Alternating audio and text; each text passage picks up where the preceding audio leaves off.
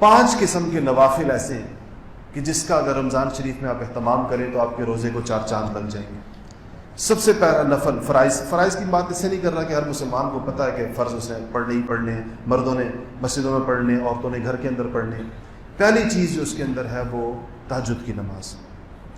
سحری کے لیے ویسے بھی اٹھتے ہیں تو تہجد کا اہتمام کیا جائے، کم سے کم 2 رکعت تہجد کی، 4 بھی پڑھی ہے حضور صلی اللہ علیہ وسلم نے، 8 بھی پڑھی ہے، 12 بھی پڑھی ہے۔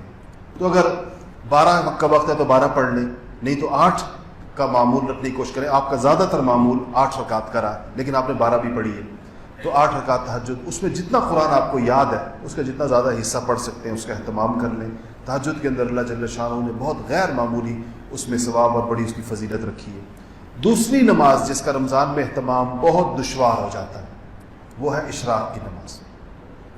اشراق اس لیے مشکل ہو جاتی ہے اور بیشتر لوگوں کی چلی جاتی ہے کہ فجر پڑھتے ہی سونے کا معمول ہے۔ یہ ایک مجاہدہ ہے جو اگر آپ اس رمضان میں کریں تو اس کا بہت فائدہ ہوگا آپ کو۔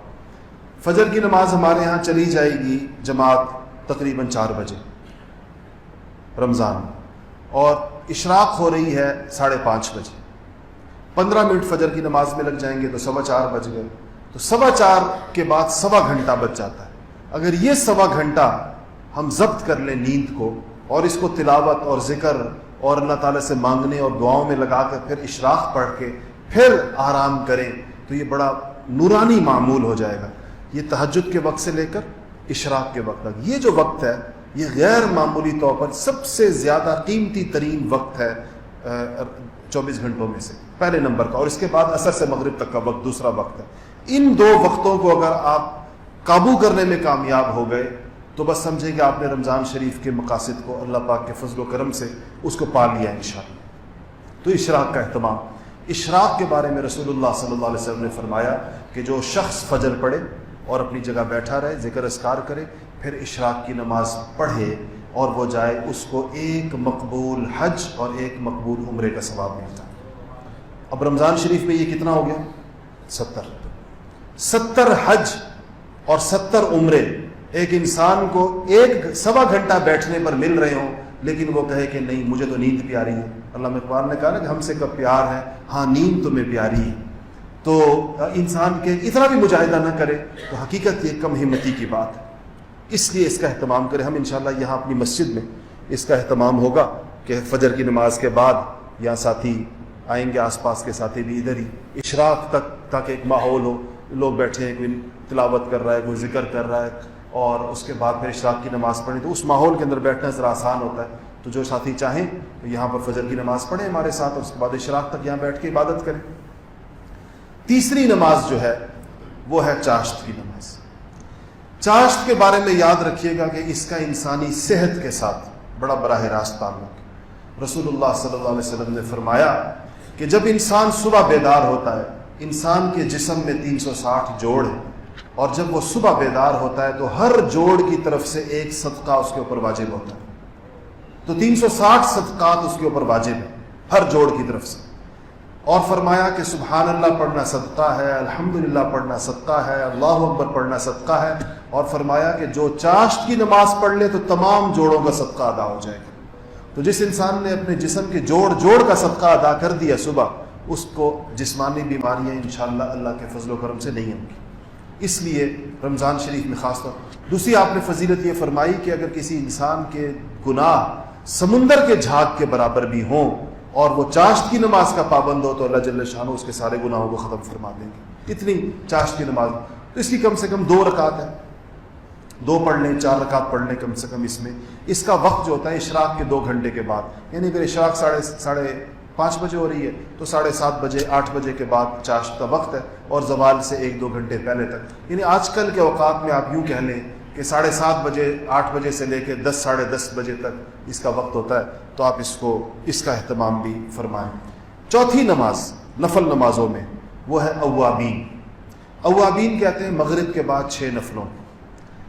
اس میں بعض حضرات نے یہ اجازت دی ہے کہ جو 2 رکعت سنت موقدہ آپ لوگ پڑھتے ہیں اس کو بھی نفلوں میں شمار کر لیا جائے، تو اس کے بعد 4 رکعت پڑھ لیں تو بھی اوابین ہو جائے گی۔ بہتر یہ ہے کہ اس کے بعد 6 رکعت پڑھیں، لیکن اگر آپ نے 2 رکعت سنت موقدہ کے بعد، اچھا آپ حضرات کے ہاں تو ویسے عام معمول ہے 2 رکعت نفل تو ویسے بھی پڑھتے ہوں، تو 2 رکعت تو وہ ہو گئی، 2 یہ ہو گئی، 2 اور ملا لیں ساتھ تو 6 ہو جاتے، یہ بھی ٹھیک ہے، یا پھر 2 رکعت سنت موقعہ کے علاوہ آپ جو ہیں وہ 6 رکعت پڑھ لیں۔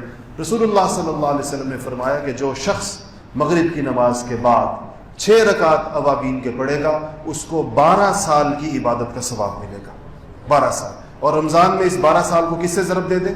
70 سے ضرب دے دیجیے۔ اور کتنا وقت کتنا لگتا ہے آپ کبھی انداز، ہر ایک کی نماز کا وقت مختلف ہوتا ہے، 6 رکعتوں میں وقت کتنا لگے گا؟